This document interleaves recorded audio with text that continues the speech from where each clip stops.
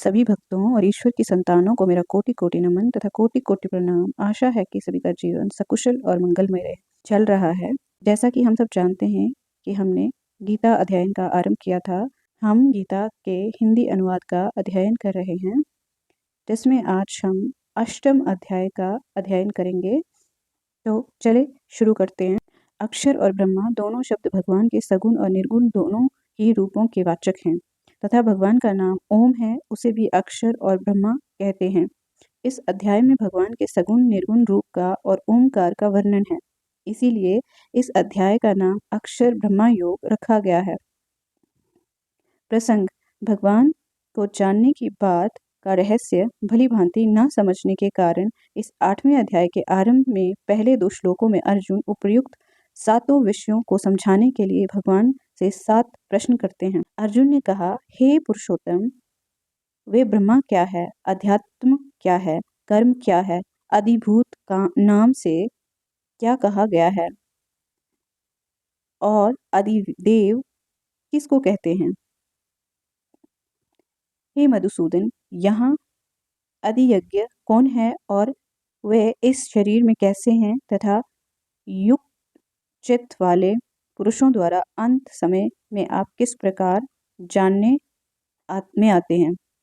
प्रसंग: अर्जुन के 7 प्रश्नों में से भगवान अब पहले ब्रह्मा, अध्यात्म और कर्म विषयक तीनों प्रश्नों का उत्तर अगले श्लोक में क्रमशः संक्षेप में देते हैं। श्री भगवान ने कहा, परम अक्षर ब्रह्मा है, अपना स्वरूप अर्थात जीवात्मा अध्यात्म नाम से कहा जाता है तथा भूतों के भाव को उत्पन्न करने वाला जो त्याग है वह कर्म नाम से कहा गया है। प्रसंग: अब भगवान अधिभूत, अधिदेव और अधियज्ञ विषयक प्रश्नों का उत्तर क्रमशः देते हैं। उत्पत्ति विनाश धर्म वाले सब पदार्थ अधिभूत हैं। हिरण्यमय पुरुष अधिदेव हैं और हे देहधारियों, मैं श्रेष्ठ अर्जुन इस शरीर में मैं वासुदेव की अंतर्यामी रूप से अधियज्ञ हूँ। प्रसंग: इस प्रकार अर्जुन के 6 प्रश्नों का उत्तर देकर अब भगवान अंतकाल संबंधी 7वें प्रश्न का उत्तर आरंभ करते हैं। जो पुरुष अंतकाल में भी मुझको ही स्मरण करता हुआ शरीर को त्याग कर दे जाता है, वह मेरे साक्षात स्वरूप को प्राप्त होता है, इसमें कुछ भी संशय नहीं। प्रसंग: यहाँ ये बात कही गई है कि भगवान का स्मरण करते हुए मरने वाला भगवान को ही प्राप्त होता है। इस पर भी ये जिज्ञासा होती है कि केवल भगवान के स्मरण के संबंध में ही ये विशेष नियम है या सभी के संबंध में है। इस पर कहते हैं, हे कुंती पुत्र अर्जुन, ये मनुष्य अंत काल में जिस जिस भी भाव को स्मरण करता हुआ शरीर को त्याग करता है, उसको ही प्राप्त होता है, क्योंकि वह सदा उसी भाव से भावित रहता है। प्रसंग: अंतकाल में जिसका स्मरण करते हुए मनुष्य मरता है, उसी को प्राप्त होता है और अंतकाल में प्राय उसी भाव का स्मरण होता है जिसका जीवन में अधिक स्मरण किया जाता है।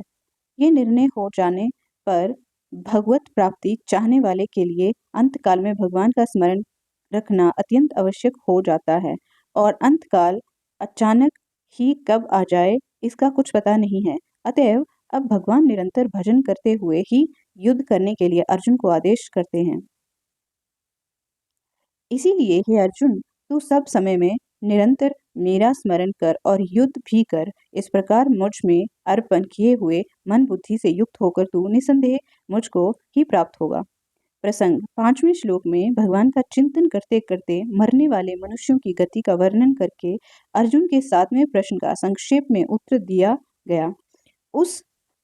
अब उसी प्रश्न का विस्तार पूर्वक उत्तर देने के लिए अभ्यास योग के द्वारा मन को वश में करके भगवान के अधियज्ञ रूप का अर्थात सगुण निराकार दिव्य अव्यक्त रूप का चिंतन करने वाले योगियों की अंतकालीन गति का 3 श्लोकों द्वारा वर्णन करते हैं। हे पार्थ, ये नियम है कि परमेश्वर के ध्यान के अभ्यास रूप योग से युक्त दूसरी और न जाने वाले चित्त से निरंतर चिंतन करता हुआ मनुष्य परम प्रकाश स्वरूप दिव्य पुरुष को अर्थात परमेश्वर को ही प्राप्त होता है। प्रसंग: दिव्य पुरुष की प्राप्ति बतलाकर अब उसका स्वरूप बतलाते हैं।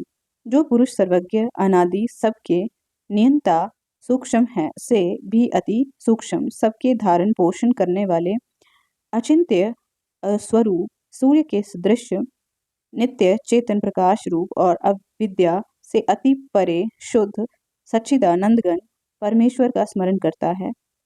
प्रसंग परम दिव्य पुरुष का स्वरूप बतलाकर अब साधन की विधि और फल बतलाते हैं। वे भक्ति युक्त पुरुष अंतकाल में भी योग बल से भ्रिकुटी के मध्य में प्राण को अच्छे प्रकार स्थापित करके फिर निश्चल मन से स्मरण करता हुआ उस दिव्य स्वरूप परम पुरुष परमात्मा को ही प्राप्त होता है। प्रसंग 5वें श्लोक में भगवान का चिंतन करते करते मरने वाले साधारण मनुष्य की गति का संक्षेप में वर्णन किया गया। फिर 8वें से 10वें श्लोक तक भगवान के अधियज्ञ नामक सगुण निराकार दिव्य अव्यक्त रूप का चिंतन करने वाले योगियों की अंतकालीन गति के संबंध में बतलाया। अब 11वें श्लोक से 13वें तक परम अक्षर निर्गुण निराकार परम ब्रह्मा की उपासना करने वाले योगियों की अंतकालीन गति का वर्णन करने के लिए पहले उस अक्षर ब्रह्मा की प्रशंसा करके उसे बतलाने की प्रतिज्ञा करते हैं। वेद के जानने वाले विद्वान जिस सच्चिदानंदगण रूप परम पद को अविनाशी कहते हैं, आसक्ति रहित यतनशील सन्यासी महात्मा जन जिसमें प्रवेश करते हैं और जिस परम पद को चाहने वाले ब्रह्मचारी लोग ब्रह्मचार्य का आचरण करते हैं, उस परम पद को मैं तेरे लिए संक्षेप में कहूंगा। प्रसंग पूर्व श्लोक में जिस विषय का वर्णन करने की प्रतिज्ञा की थी, अब 2 श्लोकों में उसी का वर्णन करते हैं। सब इंद्रियों के द्वारों को रोककर तथा मन को हृद्वेश में स्थित करके फिर उसे उस जीते हुए मन के द्वारा प्राण को मस्तक में स्थापित करके परमात्म संबंधी योग धारणा में स्थित होकर जो पुरुष ओम इस एक अक्षर रूप ब्रह्मा का चिंतन करता हुआ शरीर को कर जाता है, वह पुरुष परम गति को प्राप्त होता है। प्रसंग इस प्रकार निराकार सगुण परमेश्वर के और निर्गुण निराकार ब्रह्मा के उपासक योगियों की अंतकालीन गति का प्रकार और फल बतलाया गया। किंतु अंतकाल में इस प्रकार का साधन वे ही पुरुष कर सकते हैं जिन्होंने पहले से योग का अभ्यास करके मन को अपने अधीन कर लिया है। साधारण मनुष्य के द्वारा अंतकाल में इस प्रकार सगुण निराकार का और निर्गुण निराकार का साधन किया जाना बहुत ही कठिन है। अतएव सुगमता से परमेश्वर की प्राप्ति का उपाय जानने की इच्छा होने पर अब भगवान अपने नित्य निरंतर स्मरण को अपनी प्राप्ति का सुगम उपाय बतलाते हैं। हे अर्जुन, जो पुरुष मुझ में अनन्य चित होकर सदा ही निरंतर मुझ पुरुषोत्तम को स्मरण करता है, उस नित्य निरंतर मुझ में युक्त हुए योगी के लिए मैं सुलभ हूँ, अर्थात उसे सहज ही प्राप्त हो जाता हूँ। प्रसंग भगवान के नित्य निरंतर चिंतन से भगवत प्राप्ति की सुलभता का प्रतिपादन किया। अब उनके पूर्व जन्म न होने की बात कहकर ये दिखलाते हैं कि भगवत प्राप्त महापुरुषों का भगवान से फिर कभी वियोग नहीं होता। परम सिद्धि को प्राप्त महात्मा जन मुझको प्राप्त होकर दुखों के घर एवं क्षणभंगुर पुनर्जन्म को नहीं प्राप्त होते। प्रसंग भगवत प्राप्त महात्मा पुरुषों का पुनर्जन्म नहीं होता, इस कथन से ये प्रकट होता है कि दूसरे जीवों का पुनर्जन्म होता है। अतः यहाँ ये जानने की इच्छा होती है कि किस लोक तक पहुंचे हुए जीवों को वापस लौटना पड़ता है। इस पर भगवान कहते हैं, हे अर्जुन, ब्रह्मा लोक पर्यंत सब लोग पुनरावर्ती हैं, परंतु हे कुंती पुत्र, मुझको प्राप्त होकर पुनर्जन्म नहीं होता, क्योंकि मैं कालातीत हूँ और ये सब ब्रह्मा आदि के लोक काल के द्वारा सीमित होने से अनित्य हैं। प्रसंग ब्रह्मालोक पर्यंत सब लोगों को पुनरावृत्ति बतलाया, परंतु ये पुनरावृत्ति कैसे है, इस जिज्ञासा पर अब भगवान ब्रह्मा के दिन रात की अवधि का वर्णन करके सब लोगों की अनित्यता सिद्ध करते हैं। ब्रह्मा का जो एक दिन है उसको 1000 चतुर्युगी तक की अवधि वाला और रात्रि को भी 1000 चतुर्युगी तक की अवधि वाली जो पुरुष तत्व से जानते हैं, वे योगी जन काल के तत्व को जानने वाले हैं। प्रसंग ब्रह्मा के दिन रात्रि का परिमाण बतलाकर अब उस दिन और रात के आरंभ में बार बार होने वाली समस्त भूतों की उत्पत्ति और प्रलय का वर्णन करते हुए उन सबकी अनित्यता का कथन करते हैं। संपूर्ण चराचर भूतगण ब्रह्मा के दिन के प्रवेश काल में अव्यक्त से अर्थात ब्रह्मा के सूक्ष्म शरीर से उत्पन्न होते हैं और ब्रह्मा की रात्रि के प्रवेश काल में उस अव्यक्त नामक ब्रह्मा के सूक्ष्म शरीर में ही लीन हो जाते हैं। यद्यपि ब्रह्मा की रात्रि के आरंभ में समस्त भूत अव्यक्त में लीन हो जाते हैं, तथापि जब तक वे परम पुरुष परमेश्वर को प्राप्त नहीं होते तब तक उनका पुनर्जन्म पिंड नहीं छूटता। वे आवागमन के चक्कर में घूमते ही रहते हैं। इसी भाव को दिखलाने के लिए भगवान कहते हैं, हे पार्थ, वही ये भूत समुदाय उत्पन्न होकर प्रकृति के वश में हुआ रात्रि के प्रवेश काल में लीन होता है और दिन के प्रवेश काल में फिर उत्पन्न होता है। प्रसंग ब्रह्मा की रात्रि के आरंभ में जिस अव्यक्त में समस्त भूत लीन होते हैं और दिन का आरंभ होते ही जिससे उत्पन्न होते हैं, वही अव्यक्त सर्वश्रेष्ठ है या उससे बढ़कर कोई दूसरा और है, ये इस जिज्ञासा पर कहते हैं। उस अव्यक्त से भी अति परे दूसरा अर्थात विलक्षण और सनातन अव्यक्त भाव है। वे परम दिव्य पुरुष सब भूतों को नष्ट होने पर भी नष्ट नहीं होता। प्रसंग 8वें और 10वें श्लोकों में अधियज्ञ की उपासना का फल परम दिव्य पुरुष की प्राप्ति, 13वें श्लोक में परम अक्षर निर्गुण ब्रह्मा की उपासना का फल परम गति की प्राप्ति और 14वें श्लोक में सगुण साकार भगवान श्री कृष्ण की उपासना का फल भगवान की प्राप्ति बतलाया गया है। इससे तीनों में किसी प्रकार के भेद का भ्रम न हो जाए, इस उद्देश्य से अब सबकी एकता का प्रतिपादन करते हुए उनकी प्राप्ति के बाद पुनर्जन्म का अभाव दिखलाते हैं। जो अव्यक्त अक्षर इस नाम से कहा गया है, उसी अक्षर नामक अव्यक्त भाव को परम गति कहते हैं तथा जिस सनातन अव्यक्त भाव को प्राप्त होकर मनुष्य वापस नहीं आते, वे मेरा परम धाम है। प्रसंग इस प्रकार सनातन अव्यक्त पुरुष की परम गति और धर्म परम धाम के साथ एकता दिखलाकर अब उस सनातन अव्यक्त परम पुरुष की प्राप्ति का उपाय बतलाते हैं। हे पार्थ, जिस परमात्मा के अंतर्गत सर्वभूत है और जिस सच्चिदानंद घन परमात्मा से ये सब जगत परिपूर्ण है, वे सनातन अव्यक्त परम पुरुष के अनन्य भक्ति से ही प्राप्त होने योग्य है। प्रसंग अर्जुन के प्रश्न का उत्तर देते हुए भगवान ने अंतकाल में किस प्रकार मनुष्य परमात्मा को प्राप्त होता है, ये बात भली भांति समझाई।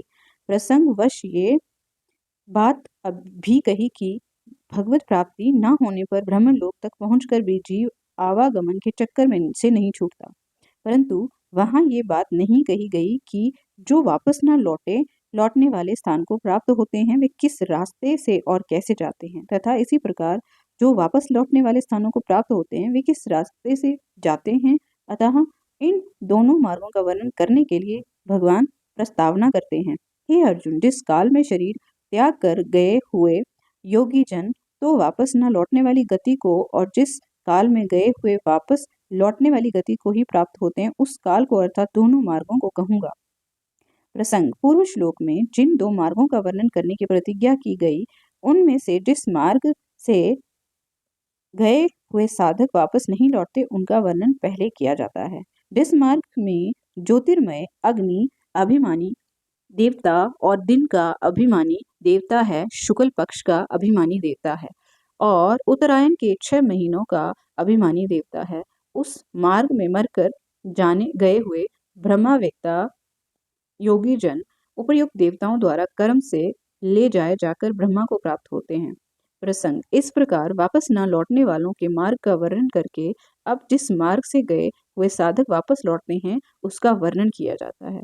जिस मार्ग में धूमाभिमानी देवता हैं, रात्रि अभिमानी देवता हैं तथा कृष्ण पक्ष का अभिमानी देवता है और दक्षिणायन के 6 महीनों का अभिमानी देवता है, उस मार्ग में मरकर गया हुआ सकाम कर्म करने वाला योगी उपर्युक्त देवताओं द्वारा कर्म से ले गया हुआ चंद्रमा की ज्योति को प्राप्त होकर स्वर्ग में अपने शुभ कर्मों को का फल भोगकर वापस आता है। प्रसंग इस प्रकार उत्तरायण और दक्षिणायन दोनों मार्गों का वर्णन करके अब उन दोनों का सनातन मार्ग बतलाकर इस विषय का उपसंहार करते हैं। क्योंकि जगत के ये दो प्रकार के शुक्ल और कृष्ण अर्थात देवायान और पितृयान मार्ग सनातन माने गए हैं, इनमें एक के द्वारा गया हुआ जिससे वापस नहीं लौटना पड़ता, उस परम गति को प्राप्त होता है और दूसरे के द्वारा गया हुआ फिर वापस आता है, अर्थात जन्म मृत्यु को प्राप्त होता है। प्रसंग। अब उन दोनों मार्गों को जानने वाले योगी की प्रशंसा करके अर्जुन को योगी बनने के लिए कहते हैं। हे पार्थ, इस प्रकार इन दोनों मार्गों को तत्व से जानकर कोई भी योगी मोहित नहीं होता। इस कारण हे अर्जुन, अब सब काल में समबुद्धि रूप योग से युक्त हो, अर्थात निरंतर मेरी प्राप्ति के लिए साधन करने वाला हो। प्रसंग। भगवान ने अर्जुन को योग युक्त होने के लिए कहा। अब योग युक्त पुरुष की महिमा और इस अध्याय में वर्णित रहस्य को समझकर उसके अनुसार साधना करने का फल बतलाते हुए इस अध्याय का उपसंहार करते हैं। योगी पुरुष इस रहस्य को तत्व से जानकर वेदों के पढ़ने में तथा यज्ञ तप और दान आदि के करने में जो पुण्य फल कहा है, उस सब को निसंदेह उल्लंघन कर जाता है और सनातन परम पद को प्राप्त होता है। इस तरह से हमारा अष्टम अध्याय समाप्त होता है। मिलते हैं अगले अध्याय में। आशा है आपको कुछ ना कुछ नई सीख इस अध्याय से मिली है। हम सबके मार्गदर्शन में गीता का ये पाठ और भी सहायक सिद्ध होगा। ईश्वर सदैव सबका कल्याण करे। धन्यवाद।